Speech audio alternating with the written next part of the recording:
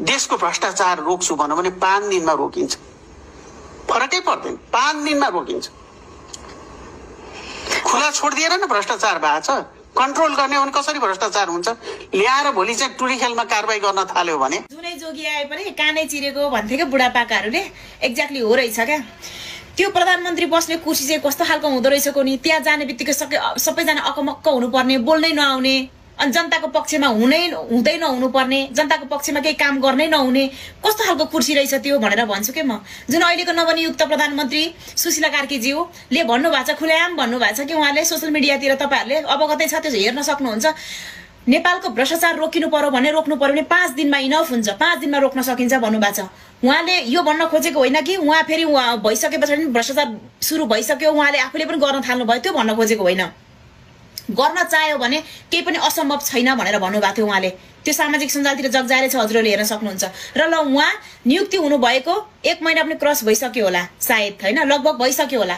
र अहिलेसम्म खुलाम 4-5 जना हत्याराहरूलाई बाहिर खुलाम हिँड्न दिइरहनु भएको छ, भाषण गर्न दिइरहनु भएको छ। अझ उनीहरूले त जनतालाई थ्रेट दिइरहेछन्, अझ उनीहरूले आतंककारी भन्दै उनीहरूलाई एकदमै मार्नेसम्म धम्की दिइरहेका छन्, र उनीहरूलाई सेक्युरिटी दिएर उनीहरूले सेक्युर गरेर राखिरहनु भएको छ अहिलेको प्रधानमन्त्रीज्यूले। र उहाँहरूलाई तपाईले उहाँहरूलाई समातेर ल्याएर अनुसन्धान गर्नको लागि कसको आदेश चाहिएको, कुन आइतबार चाहिएको? जनताको पक्षमा केही लड्नै नहुने तपाईहरूले? त्यो कुर्सी कस्तो खालको कुर्सी हो? जनताको न्यायका लागि केही पनि लड्न नमिल्ने कुर्सी कस्तो खालको? के का लागि प्रधानमन्त्री हुनुभएको? कसको रगतको खोलो बगेर कुन चाहिँ आमाले कोखरित्तो बनाएर तपाईलाई त्यहाँ पुर्याएको भन्ने कुराहरू नबिर्सिनुस्। दशैंको दिनको टीका नलाउँदैमा ती मरेका मान्छेहरू फर्केर आउने होइन, कसैलाई पनि न्याय मिल्दैन। दशैंको टीका नलाउँदैमा न्याय दिने भन्ने कुरा होइन, न्याय मिल्दैन। न्याय कति बेला मिल्छ भने जुन हत्याराहरूलाई तपाईले लगेर समातेर लगेर कटगरामा उभ्याउनुहुन्छ नि, त्यति बेला न्याय मिल्छ। बुझ्नुभयो? दुःखको आँसु झरिरहेको आमाको खुसीको आँसु झर्न सक्छ आँखाबाट। बुझ्नुभयो? अब तपाईले पनि त्यही कदम चाल्नु, तपाई पनि कुनै न कुनै एजेन्डा त हो रहेछ नि, कुनै न कुनै मान्छेबाट तपाई पनि चालु त हो रहेछ नि त, हैन? नभएदेखि अहिले तपाईले हिजो अस्तिसम्म बोलेका कुराहरू अहिले सबै फेरिरहनु भएको छ। तपाई पनि कति दैचिउरे हुनुहुँदो रहेछ। सबैलाई पद त चाहिँदो रहेछ नि, पद र मानको लागि त सबैजना मरिहत्ते नि गर्दो रहेछौ नि, हैन? मारिमेटी नि गर्दो रहेछौ नि त, हैन?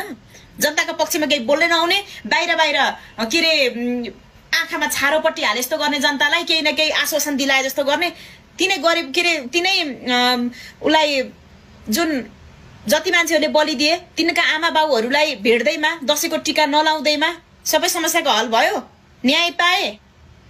जति पनि मान्छेहरू यो देशको परिवर्तनको लागि लडेका थिए तिनीहरू न्याय पाए। दशैंको 2 गेडा अक्षता नलाउँदैमा न्याय पाउने भन्ने हुँदैन, जनताको पक्षमा भइदैन।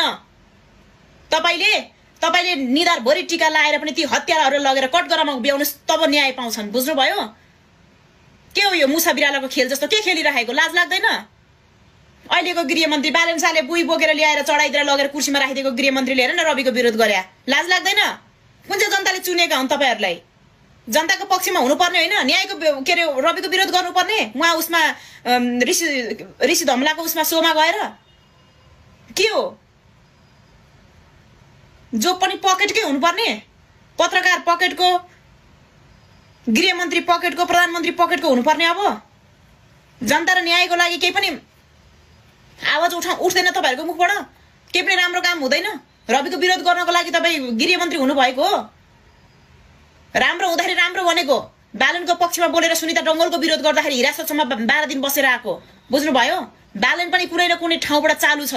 यस्ता मान्छेहरूलाई नि जनताले पछि चिन्छन्। चिनिसके पछाडि म बालनको विरोध गर्दिन, अहिले पनि गर्दिन। तर धेरै मान्छेहरूले विरोध गरेको देखेको छु। सञ्जाल चलाइन्छ, आँखा हेरिन्छ, हेरे पछाडि पढिन्छ, हरेक कुराहरू थाहा भइसकेको छ। राम्रो मान्छे होइन भन्ने कुरा बालनलाई हरेक अधिकांश मान्छेहरूले भनिरहेका छन्, जनताले भनिरहेका छन्, जनजनले भनिरहेका छन्। सञ्जालतिर एउटा चिया पसलमा गयो भने बालनको विरोध गरेको सुन्छु आजकल म। के हो? अब त केही न केही राम्रो होला, केही न केही। तिमीहरूलाई के रे यही परिवर्तन गरेर, यही आन्दोलन गरेर, यही परिवर्तन ल्याउनको लागि आन्दोलन गर्ने मान्छेहरूलाई चाहिँ लगेर छानी तिमीहरू के रे अहिले धमाधम पक्रिरहेको छौ अरे भनेर न्युज आइरहेको छ। आन्दोलनकारीलाई चाहिँ तिमीहरूलाई परिवर्तन गरेर त्यो ठाउँमा पुर्याइदिने मान्छेलाई चाहिँ तिमीहरू लगेर हिरासतसम्म राख्ने, कटगरासम्म लगेर उभ्याउन सक्ने, अनि खुलाम हत्याराहरूलाई यी 72-73 जना मान्छेको हत्या गर्ने मान्छेहरूलाई चाहिँ खुलाम हिँड्न दिने, अनि तिमीलाई राम्रो भन्दिन पर्ने? के राम्रो काम गरेका छौ? तिमीहरूको पद गए जान्छ, खुस्के खुस्किन्छ। तर जनताका पक्षमा काम गर न। तिमीहरूले हरेक मान्छेहरूको यी जति मान्छेहरूको अस्ति बलि चढाए, जति मान्छेहरू शहीद भए, जति मान्छेहरू घाइते भए, उनीहरूको घर घरमा उनीहरूको आवाज सुन्दाखेरि के भन्छन्? यिनी हत्याराहरूलाई के अरे सजाय दिनु पर्यो, कारबाही हुनु पर्यो भने होइन, यही करप्सन रोकिनु पर्यो, यही होइन दुईटा माग होइन? किन यति कुरा पुरा गर्न सक्दैनौ? सक्दैनौ भने किन कुर्सी ओगटेर बस्छौ? लाज लाग्दैन? रविको विरोध गर्न गएको हो अहिलेको गृहमन्त्री? रवि लामिछानेलाई न्याय दिनु पर्दैन? यदि दोषी हो भने दोषी करार गरिदिनु पर्यो, यदि निर्दोष हो भने निस्किनु पर्दैन? ऊ यो देशको नागरिक होइन? तिमीलाई त्यसै लगेर कोचौँ त बिना कारण बिना प्रमाण? कुन ठाउँमा छ प्रमाण? के आधारले लगेर थुनेको रवि लामिछानेलाई? आधार छ? केही छ आधार? सम्पत्ति शुद्धिकरण, तिमीहरूको सम्पत्ति शुद्धिकरण गराउ त। कति के हुँदो रहेछ? तिमीहरूको चाहिँ किन नगर्ने? तिमीहरूको चाहिँ किन गर्न नहुने सम्पत्ति शुद्धिकरण? तिमीहरू सबै सामाजिक पद धारण गरेर गएका व्यक्तिहरूको सबैको सम्पत्ति शुद्धिकरण हुनुपर्छ। किन नहुने तिमीहरूको चाहिँ? रवि मात्रै कहाँको को सौदाको छोरो परेर छ रविको मात्रै सम्पत्ति शुद्धिकरण गरेर लगेर उसमा कारागारमा लगेर राख्नुपर्ने? एकजना मान्छेलाई हद गर्नुहुन्छ? काहीँ न काहीँबाट त चालु रहेछौ नि तिमीहरू पनि, होइन? तिमीहरू जस्तो झोले होइन हामी। रविलाई भेटाइन छैन, रविको कोही पनि होइन, रविको समर्थन मात्रै हो। राम्रोलाई सहीलाई सही, गलतलाई गलत भनेको मात्रै हो हामीले, केही पनि भनेको छैनौँ। अरू केही भन्नुपर्ने जरुरी पनि छैन। रवि आमापट्टिको नि मामापट्टिको नि होइन। एउटा जनताको आवाज हो, एउटा जनतालाई अन्याय, एउटा कुनै पनि व्यक्तिलाई अन्याय भइरहँदाखेरि जनताले बोलिदिन्छन्, यो सही थियो यो गलत थियो भनेर भन्न पाउने अधिकार छ।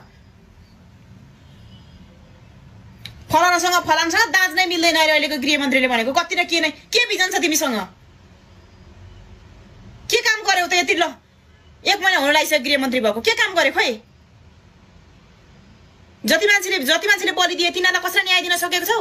गएर हात जोड्दैमा हजुर हुन्छ हजुर भनेर भन्दैमा ती के अरे ती घाइतेहरूको घाउमा मलम भयो, पट्टी बान्यौ? हत्याराहरूलाई खुलाम बाहिर हिँड्न दिइरहेका छ, भाषण गरिरहेका छन्, थ्रेट दिइरहेका छन्, जनताहरूलाई आतंककारी भनिरहेका छन्, दुनियाँ गरिरहेका छन्, यो गरिरहेका छन्। उहाँको सरकारलाई हामीले देश जिम्मा लाएर भाग्छौँ, किन हाम्रो के अरे पासपोर्ट बन्देज गराइदिनु पर्यो भनेर उहाँ थर्काइरहेको छ। त्यस्तो मान्छेलाई कसको के आदेश चाहिने हो? कसलाई के सोधेर पक्रिनु पर्ने हो? खुलाम 3 करोड मान्छेले देखेका छन् यी 72-73 जनाको हत्यारा यिनीहरू हुन् भनेर। मान्छे मार्ने मान्छे बाहिर हुन्छन्, एउटा आरोप लागेको भरमा मान्छेलाई लगेर भित्र हुन पाइन्छ। भयानक षड्यन्त्रको पर्दाफास हुँदैछ साथीहरू। जब दिनहरू बित्दै गएका छन् त्यस पछाडि षड्यन्त्रहरू बाहिर आउँदैछन्। हिजो सुशीला कार्कीले रवि लामिछानेलाई अन्याय भयो, सरकारले प्रतिशोध साध्यो, यो चाहिँ जान चाहिने प्रतिशोध हो, अन्तर्राष्ट्रिय अदालतसम्म जानुपर्छ भन्ने सुशीला कार्कीले आज चाहिने रवि लामिछानेले जुन गोर्खा मिडियामा लगेको पैसा, गरिबको पैसा, यान पैसा, त्यान पैसा भनेर अन्तर्वार्ता दिएको सुन्नमा आयो। रवि लामिछाने सहकारीको सदस्य हुँदैन भन्ने तिनका दिमागले अहिले बिर्सिसक्यो। अब अर्को कुरा के छ भने बालेन शाह र ओम प्रकाश अर्यालको पनि कनेक्सनको म तपाईँहरूलाई यहाँ डट हेर्दै जानु होला है। वास्तवमा ओम प्रकाश अर्याललाई बालेन शाहले गृहमन्त्री बनाउनुको तात्पर्य पनि के रहेछ भने रवि लामिछानेलाई यो संसदीय चुनावमा कुनै हालतमा बाहिर आउन नदिने, एनीहाउ उसको पार्टी फुटाउने, एनीहाउ उसलाई कमजोर गर्ने र आफू सबैभन्दा शक्तिशाली हुने भन्ने बालेनको डिजाइन रहेछ। त्यो जनताले बुझिसके। बालेन, तिमीलाई हामीले राम्रो नजरबाट हेरिराखेका छौँ अहिलेसम्म, तर तिमीले रवि लामिछानेका विरुद्ध यदि प्रतिशोध साध्न खोज्यौ भने, सत्ताको दम्ममा उसलाई कोच्न थाल्यो भने तिमीलाई इन्डिया पठाइदिन्छौँ हामीले, तिमीलाई इन्डिया पठाइदिन्छौँ। बुझ्यौ नि? तिम्रो धेरै कुरा आइसकेको छ। तिमीलाई चाहिने त्यो सौरभले लुसिफर भन्दा हामीले चाहिने कडा प्रतिवाद गरेका हौँ, शैतान भनेको त्यो। तर बालेन, हामीले त तिमी नयाँहरूलाई मिलेर जाऊ भनेको बालेन, तर तिमीले चाहिने आफू डाउन हुन्छु भनेर रवि लामिछानेलाई षड्यन्त्रमा फसाउन मात्रै खोज्यौ भने तिमी नेपालमा पनि बस्न नसक्ने गरेर तिमीलाई इन्डियातिर लखिदिन्छ हामीले। यति कुरा ख्याल गरे। फेरि यो चाहिँ च्यालेन्ज हो तिमीलाई। पूर्व सत्ताले त रवि लामिछानेलाई एउटा चाहिने के छ भने प्रतिशोध साध्यो। अब रवि लामिछानेलाई जेल बाहिर आएर लड्नलाई के छेकेको छ? रवि लामिछाने भागेर जाने मान्छे हो? भागेर जाने भए त त्यो नको कारागारबाट निस्किँदैखेरि भाग्ने थियो नि।